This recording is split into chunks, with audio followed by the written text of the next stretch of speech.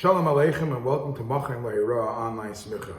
There's one of the famous sugyas in Shas that's very much relevant to what we are learning, so we'll discuss this at least b'Rashi Prakim. The sugya of Osek b'mitzva pטור מן mitzvah. That when a person is involved in doing a mitzvah, he's exempt from any other mitzvah. I shouldn't say any, he's exempt from other mitzvahs. And the Gemara in Sukkah says this. We know this from the mitzvah of Krishma. It says, in Parashat Rishon, it says, B'shiftecha b'veisecha u'v'lechtecha b'derech. That's when you are mechuyev in Krishma. So in other words, when things are settled and you're not involved in any other holy matters. But if you are involved in any other holy matters, you might be exempt. Incidentally, this is a machlekes, famous kira. Are you exempt?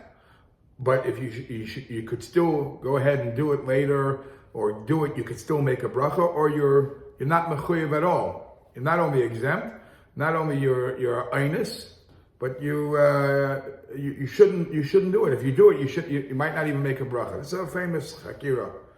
Anyways, so you learn the concept of Osek b'mitzvah pטור מן mitzvah. Others say you learn it from Pesach Sheni. But that's the rule. Now it plays itself out obviously in so many halachas. Let's learn how it's relevant to what we're learning here in Shavas Aveda.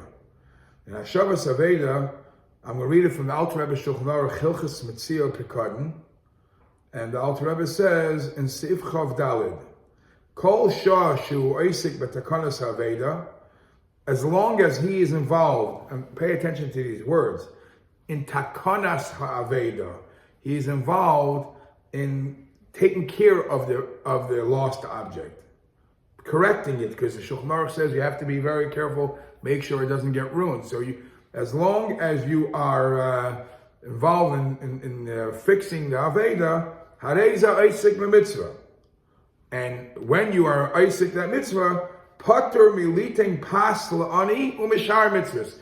At the time when I'm involved in keeping the Aveda in shape, if a poor man wants tzedakah, I don't have to give him any other mitzvah. Very fascinating halacha. The issue is that the Alter Rebbe is very careful in saying that as long as you are Osek b'takanas ha'aveda. Why did the Alter Rebbe write those words? Because this is, as I mentioned before, this is halacha that's relevant to so many other cases. So I'll go back to Hilchos Tefillin, Siman Lamed Ches. In Hilchos Tefillin, Siman Lamed Ches, over there it talks about when is a person exempt from putting on tefillin. If he's involved in any other mitzvah, is he exempt from the mitzvah of tefillin? So the Alter Rebbe says that, or when a person is doing tefillin, is he exempt from other things? So the Alter Rebbe says, as long as you're doing that 1 minute or 2 minutes of the tefillin, fine, but if you're sitting with tefillin for many longer time, doesn't give you an exemption. But in the middle of this whole conversation, the Alter Rebbe says like this. This is in Siman Lamed Ches Siv Zayin. One who finds one who finds a lost object that a friend lost. So you're keeping it in your house. Mitzvah, even though you're going to fulfill the mitzvah, you're going to do a Shavas Aveda. Eina nikra Osek b'mitzvah lihipatim mikol mitzvahs. He's not always, constantly, until it gives back, considered Osek b'mitzvah. Calls man hayoseh b'teich tevasoi. As long as it's in a box and it's in a clean area, when you're not Osek or in the takana, working to clean it and work it, keep it fresh, as long as it's in the shelf, that's not called Osek b'mitzvah. And at that point, you will definitely you have all the chiyuvim of fulfilling all the mitzvahs. That's why the Alter Rebbe wrote that vart. It happens to be, the reason that I'm thinking about it, I just read a very fascinating story. I read a fascinating story of somebody many years ago in Yerushalayim. He found a Aveda, and he was very makpid not to just keep it or give it away. Person was makpid on Shavas Aveda. And he kept an item, he didn't use it, he was hoping and praying somebody's going to come and collect it. After 6-10 months, whatever it was, somebody finally actually came and asked for it back. Somehow he got to know that he has it. And the guy was so happy that he's going to fulfill the mitzvah of Hashavas Aveda. He said, hold on, we're going to make a celebration. We're going to make a siyum. He said, what kind of siyum? Because until now, I was involved in the mitzvah of Hashavas Aveda, just like any other mitzvah. When you come to the conclusion, you make a siyum party.